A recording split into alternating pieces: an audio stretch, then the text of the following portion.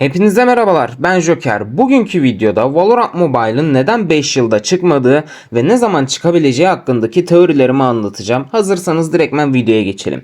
Şimdi Valorant Mobile'ın ilk resmi duyurusu bizlere 2 Haziran 2021 tarihinde, yani Valorant'ın 1. yıl dönümünde söylendi. Adamlar 1. yıl dönümü olduğunda dediler ki biz bu oyunun baktık, bilgisayar versiyonu iyi, hoş oynanıyor, çoğu kişi de yani bu oyun var, herkes seviyor dediler, biz bunun mobile'ını yapıyoruz ve 2021'de bize ilk duyuru geldi. Şimdi ilk duyuru yapılması için öncelikle zaten bu oyunun bir proje aşamaları var, zaten orasını bilmiyorum ama belli bir çalışma olması lazım. Durduk yere yani tüm dünyaya demezler biz Valorant Mobile'ı yapıyoruz diye. Öncesinde belli ki belli bir çalışma olmuş.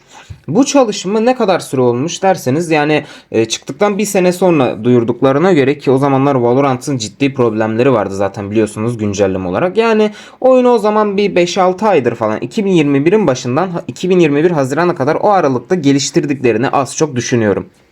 Neyse, burası çok önemli değil. Asıl önemli yere gelelim. Bildiğiniz üzere Valorant Mobile'ın şu anda Çin versiyonunda oyuna tıkladığımızda Tencent Games yazısı geliyor. Bu da demek oluyor ki Tencent ile Riot işbirliği yapıyor. Ve bu oyunu ikisi birlikte üretiyorlar. Üretiyorlar demeyeyim de yani geliştiriyorlar. MS yüzünden mermilerin rakibe gitmiyor ve oyunda gecikme yaşıyorsan G-Europe sayesinde bu sorunu ortadan kaldırabilirsin. G-Europe VPN cihazını optimize ederek MS'ini düşürür ve maksimum performansta oyun oynamanı sağlar.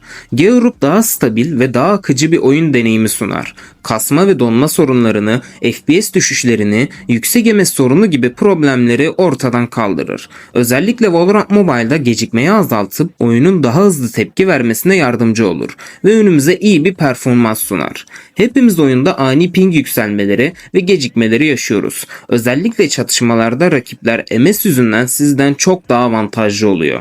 G-Europe kullandığınızda MS'iniz yaklaşık 150-170 seviyelerindeyken 104-120 civarına kadar düşürebiliyor ve MS sorunu olmadan rahatlıkla oyunu oynayabiliyorsunuz. G-Europe'u indirdiğinizde ben kısmından talep et seçeneğine gelip büyük harflerle Joker VM yazarsanız 7 günlük VIP üyelik kazanacaksınız ve 7 gün boyunca sınırsız bir şekilde uygulamayı kullanabilirsiniz. Hem de bana destek vermiş olursunuz. Peki 2023 yılında zaten o haberleri belki göreniniz vardır, belki yoktur, ben yine de söyleyeyim. 2023 yılında Valorant Mobile'ı Tencent Games'in geliştirmeyeceği hakkında iddialar çıktı ortaya. İşte Valorant Mobile iptal edildi, tekrardan sıfırdan baştan yapılacak falan gibi bir sürü iddia çıktı. Yani bu iddiaların ben doğru olduğunu düşünmüyorum. Çünkü zaten oyuna şimdi de yani girdiğinizde yine Tencent Games yazıyor. Tencent Games orada 2023'te yani belki aktif olmamış olabilir. Ancak 2024 yılında onun bir alt stüdyosu Lightspeed Games Valorant Mobile'ı Riot Games ile birlikte geliştirmeye başlattı. Şimdi Lightspeed Games ne diyecekseniz, bu stüdyo dostlar Tencent Games'in bir alt dalı gibi bir şey diyebilirim yani. Burada işte o da oyunlara bakan, oyun geliştiren bir stüdyo. Zaten PUBG Mobile'a falan girdiğinizde yine bu stüdyo ile karşılaşıyoruz. İsmi oradan zaten sizlere tanıdık gelmiştir. İşte şu anda da Lightspeed Stüdyosu ve Riot Games ikisi birlikte bu oyunu geliştiriyorlar. O yüzden şu anda oyunun işte sıfırdan baştan yapılacak falan bu tarz iddiaları o zaman yani asılsızdı, yani belli bir kanıtı yoktu. Şu anda da zaten bildiğiniz üzere öyle bir kanıtı yok. O yüzden yani iptal edilmedi ve yakın zamanda da zaten çıkacak. Peki diyeceksiniz, bu kadar uzun, neden bu kadar uzadı? Yani bu kadar uzamasının sebebi hem Riot Games'e aşırı derecede Riot Games'e bağlı. Bir konuşamadım, neyse. Orada bir cümleyi toparlayamadım. Neden Riot Games'e bağlı diyeceksiniz dostlar. Riot Games'in politikasını belki biliyorsunuzdur. Oyunları çok yavaş geliştiriyor. Yani onların asıl stratejisi oyunu bir an önce yapalım, hızlı bir şekilde yapalım da kalitesiz bir oyun çıkaralım demiyorlar. Adamlar diyor ki uzun sürsün ama kaliteli bir oyun ortaya koyalım diyorlar. Mesela örneğin PC Valorant'tan örnek vereceksem 2020 yılında çıktı Valorant PC versiyonu. Ancak adamlar bunu 2012 mi, 13 mü, 15 mi o zamandan beri geliştirmeye başlamışlar. Yani en az 6-7 yıl, belki de 5 yıl uğraş vermişler. Tam hatırlamıyorum.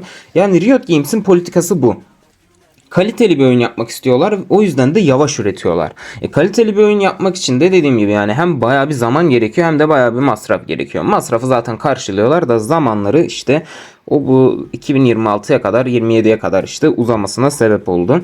Bir diğer sebebi de dostlar, Valorant'ın bu kadar uzamasının asıl sebeplerinden birisi de oyunu CS tarzı yapmak istemeleri. Ne diyecekseniz CS tarzı.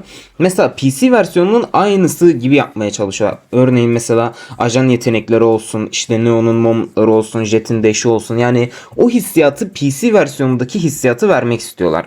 Ki zaten oynayanlar da biliyordur, yani o hissiyatı fazlasıyla veriyor. Bunun için ekstra bir emek harcadıkları belli oluyor. Ki zaten oyunun uzamasının en büyük sebeplerinden birisinin ben bu olduğunu da düşünüyorum. Çünkü dediğim gibi yani benzersiz bir mobile oyun yapmaya çalışıyorlar ve şu anda da test olarak gayet başarılılar. O yüzden de şu an bu konuda uzamasının diğer sebeplerinden birisi. Yani diyeceklerim bu kadardı. Son olarak şunu diyebilirsiniz. Neden Çin'e geçen sene çıktı da işte bir senedir bu oyunu globale çıkarmadılar diye. Dostlar, Çin'i zaten biliyorsunuzdur. Çin'i bir pazar olarak kullanıyorlar. Zaten Riot Games'te, Tencent Games'te, Lightspeed'de hepsi Çin şirketi olduğu için onlar kendi ülkelerinde bu oyunu deniyorlar. Pazarları sunuyorlar. Diyorlar ki oyuncular bu oyunu test etsin, oynasın. Hem gelir durumunu sağlıyorlar hem de işte oyunun sorunlarını, optimizasyonu olsun, ajan dengelemeleri, gelir durumu, hissiyat falan filan, grafiği olsun, optimizasyon olsun. Yani bunların hepsini oyuncular üzerinde orada deniyorlar dostlar. Zaten yani bunun sadece Çin'e özel olmasının sebebi de o. Çin'de oyunun böyle global testi gibi bir şey diyebilirim. Yani Çin'e özel bir test yapıyorlar ve orayı hem test sunucusu olarak hem de pazar olarak kullanıyorlar. Bu şekilde bir strateji geliştirmişler. Zaten bunu çoğu oyun şirketi yapıyor, yani mobile oyun konusunda özellikle. Önce Çin'de deniyorlar. Hem gelirlerini sağlıyorlar hem de oyunun eksiklerini, artılarını orada inceliyorlar dostlar ve ona göre bir dengeleme yapıyorlar. Evet dostlar, şimdi gelelim Valorant Mobile'ın global sürümü ne zaman çıkacak? Öncelikle şunu söylemek istiyorum, sonda söyleyeceğimi başta söyleyeyim. Valorant Mobile'ın global sürümü hakkındaki çıkış tarihi ile ilgili hiçbir bilgi elimizde yok. Yani hiçbir bilgiden kastım sızıntı da yok. Hadi kesin bilgi geçtim, sızıntı bir bilgi de yok. Yani oyuna bakıyoruz, oyun şu anda neredeyse hazır diyebiliriz. Şimdi diyeceksiniz 10 ay önce Çin sunucusuna çıktı ve Çin sürümünde 10 aydır oynanıyor. Neden neresi hazır? Yani çok eksiği var dostlar. Öyle söyleyeyim. Nasıl çok eksik? Yani mesela mermi atıyoruz. Mermiler çok dağılıyor. Yani onun dışında bazen mermiler gitmiyor. Tam biz MS'ten dolayı da gitmiyor. Ama normalde de mesela MS'imiz düşük olduğunda da yine gitmiyor. Arada takılmalar oluyor. FPS dropları yiyoruz. Onun dışında işte oyunda bir sürü dengeleme hakkında sıkıntılar var. Yani dengelemeden kastım şu dostlar. Zaten nerfleri, buff'ları getiriyorlar ama tam anlamıyla böyle adaletli bir oyun şu anda yok. Yani sürekli ayarlamalar yapıyorlar, işte oyunu geliştirmeye çalışıyorlar. Zaten Çinli şirketlerin yaptığı şey şu dostlar. Çoğu Çin oyun şirketi, hatta neredeyse hepsi bunu yapıyor. Bir oyun tasarlıyorlar. Valorant Mobile değil de hangi oyundan örnek verebiliriz? Delta Force'dan örnek verebilirim dostlar.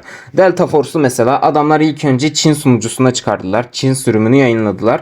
Çin sürümü çıktıktan bir sene mi, 1,5 sene sonra falan yani oyunu globale çıkardılar Delta Force'u mesela. Bunu tüm oyun şirketleri yapıyor. İlk öncelikle Çin'de oyunu deniyorlar. Belli bir süre boyunca o artık oyuna göre, şirketin kararına göre değişiyor. Stüdyonun kararlarına göre. Oyunu deniyorlar dostlar, bakıyorlar gelir durumu nasıl, işte oynanış dengelemeleri falan zaten az önce söylemiştim. Orada deneyip yaklaşık ortalama olarak bir savaş oyunu, aksiyon oyununda mesela 1 sene 2 sene arasında sonrasında globale çıkıyor dostlar.